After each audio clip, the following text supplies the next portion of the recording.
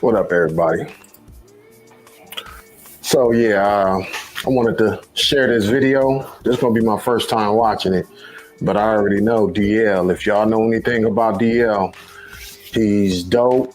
He got a great perspective. I don't agree with everything he say. It's a lot of stuff I actually disagree with, but I still learn stuff. You know what I'm saying from dog, big homie. You know what I'm saying. I respect him at the end of the day. And he always got a solid, how you feel, a solid opinion about something, regardless if you agree with him or not. So I wanted to share this.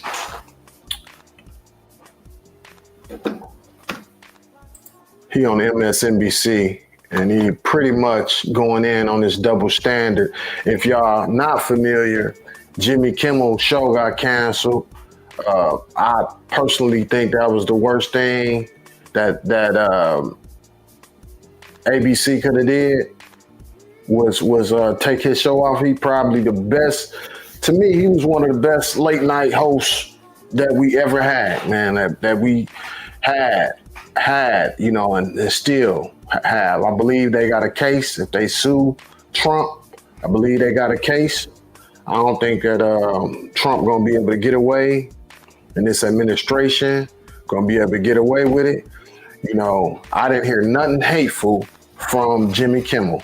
But yeah, let's let DL speak on it. DL, we thought of you exactly at this tough time for these issues. Thanks for joining me tonight. My pleasure, man. My pleasure. Your reaction to ABC and Disney responding to the government pressure this way and pulling Jimmy Kimmel? Well, I think it's disingenuous to pretend like comedy hasn't. I remember when Saturday Night Live used to always lampoon Gerald Ford, or when they talked about George Bush's mispronunciation of words, or they talked about Bill Clinton's sexual scandal. But I've never seen a president use the power of the presidency, the levers of government. Like, say, for instance, somebody wanted a broadcast permit renewed, or somebody wanted a merger to go through, to then say, I don't like these people, and if you want that merger or you want this license, or this could be a problem for you. There's a difference between an audience who culturally they could say, there could be a cultural kind of, indictment of you, where people are calling your boss and trying to get you fired, which is a whole social thing. But the First Amendment doesn't protect you from that. It protects you from the government using the power and levers of power to leverage against you. So I think that people are conflating those two things. Like me getting mad at you saying I'm canceling you, and you are now canceled on the social media realm is a lot different than the man who's the most powerful man in the world using the levers of government to do the same thing. Right, and you've spoken out, and you are among a group of comics who have used your speech at times to also comment on society, on who's in charge or who should be in charge. There's different types of comedy. So I'm wondering what you think the role is of the artist or the dissident now, because fact check true what you said. The First Amendment is first because it comes before the other things. How do we have debates or justice or democracy if we can't speak freely? And it says the government shall not abridge the free exercise and the free speech of the people. So how do you approach this now as a comic in this environment? I think I did it the same thing when I like to believe we do it the same way as we did when it was society doing the same thing, except this government. For the FCC chairman to talk about lies, the Trump cabinet is full of people who work for Fox, who had to pay almost $1 billion because they forwarded a lot. When they talk about you're maligning or joking about somebody, Laura Loomer, who serves at the pleasure of the president, made jokes not too long ago about George Floyd being sober for 5 years. Mike Lee made a joke about the congressmen that got shot in Minneapolis. Donald Trump himself made jokes about Nancy Pelosi's husband. And so it's just, I've never heard anybody get fired for telling a George Floyd joke. And he had kids. So it's just all of that. And I've defended everybody's right. When a comic at the RNC told a joke about Puerto Rico being a floating pile of garbage. Nobody, so we can't have these standards. Just this week, a man on a broadcast talked about killing the homeless. And then a week later, 3 or 4 days later, you have the FCC stepping in and saying that this is offensive. We are also hearing from other comics speaking out. DL, I want to play what David Letterman, himself a former late night host.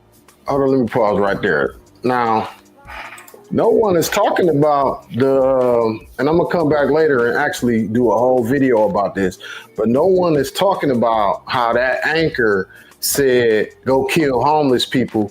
And from my understanding, 2 homeless people been killed since then. You know, if they already killing themselves, man, why would y'all go out and physically harm these homeless people? You know, them the people that I pray for, man. So that's what's going on right now. This ain't just your workplace firing you. This is the government trying to weigh in on people freedom of speech. So if y'all not familiar, this happened in Nazi Germany first. The same exact thing. They attack comedians. This is no time to think that, oh, we gonna get some revenge for Roseanne Barr. No, what Roseanne Barr, she got fired by her workplace. That wasn't Joe Biden weighing in on her. That wasn't the president weighing in on her. That wasn't no government officials threatening her company that they better fire her. This is totally different. This is a whole different thing. What's going on right now is a totally different thing when we're talking about Donald Trump, the FCC, the people that run the government officials weighing in on these companies and pressuring them to fire somebody. This is totally different. But this is exactly what happened in Nazi Germany. Exactly what happened in Nazi Germany. So this is the beginning of something way bigger. Let's finish watching this video. Said today. This is misery, and in the world of somebody who's an authoritarian, maybe a dictatorship, sooner or later everyone is going to be touched. They took care of Colbert to be manipulated like that because the Ellison family didn't want to trouble Donald Trump with this move. My good friend Jimmy Kimmel, we all see where this is going, correct? It's managed media. It's ridiculous, and you can't go around firing somebody because you're fearful or trying to suck up to an authoritarian criminal administration in the Oval Office. That's just not how this works. Letterman, quite clear there, your view of what's next and what lessons there may be, because Jimmy Kimmel had a big audience we've covered tonight, spoke for mainstream America, but we know across the culture, with music artists, dissidents, many people have faced the brunt of this kind of government pressure in the United States before.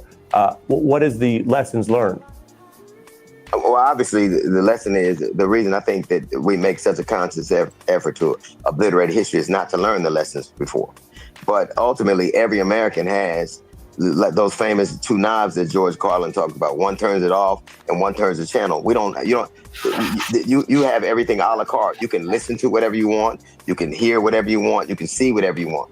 And that is the power that all Americans have. You don't have to hear Kimmel. You don't have to hear Colbert. You don't have to hear Trump.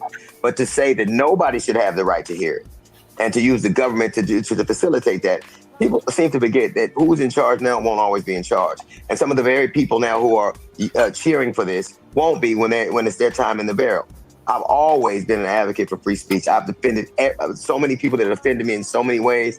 But ultimately, either you believe that the First Amendment is sacrosanct or you don't. And one of the things I find particularly offensive is one of the reasons that Donald Trump did so well with the younger demographic was because of these podcast bros. And one of their main gripes was they felt like they were being inhibited by the woke culture, and they thought it was the cancel culture. And to have them now be silent now means that cancel culture was horrible when it was the people, but it's great when it's the government.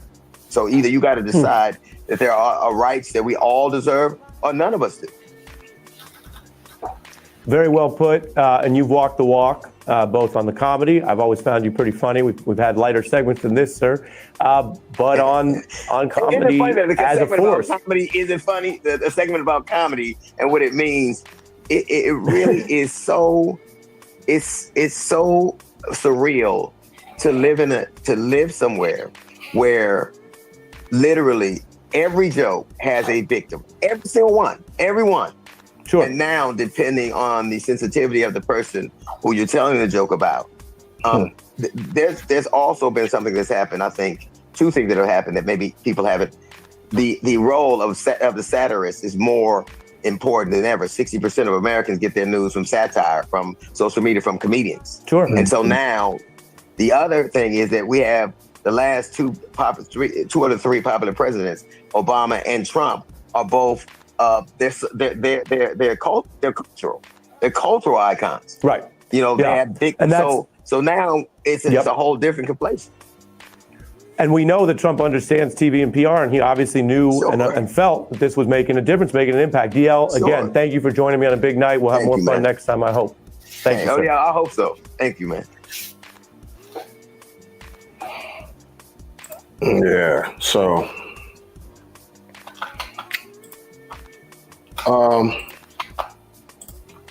yeah, so